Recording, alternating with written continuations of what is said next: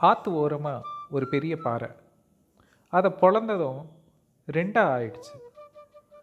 ரெண்டு பாறைகளும் பேச ஆரம்பிச்சிடுச்சு. அந்த ஊர் மக்கள் அந்த பாறைக்கிட்ட பேசினாங்க. உங்களை ரெண்டு பேரையும் நாங்கள் வந்துட்டு சாமி சிலையாக மாற்ற போகிறோம் அப்படின்னு சொன்னாங்க.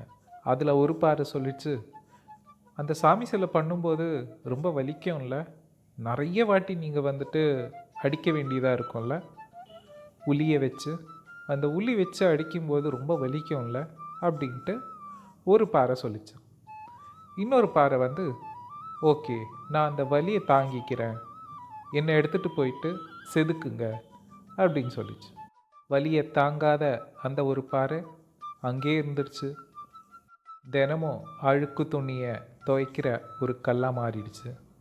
உளியுடைய வலியை தாங்கின இன்னொரு பாறை அம்மன் சிலையாக மாறிடுச்சு.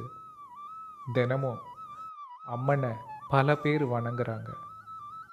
நமக்கு வர்ற கஷ்டங்களும் எதுக்கு வந்தது, ஏன் வந்தது அப்படின்ற கேள்வியை கேட்காம கல் உளி வலியை தாங்கின மாதிரி நம்மளும் நமக்கு வந்த கஷ்டங்களை நம்ம அக்செப்ட் பண்ணிக்கிட்டோம் அப்படின்னா, பொறுமையாக இருந்தோம் அப்படின்னா, நம்மளும் அந்த இறைநிலையை அடைவோம்.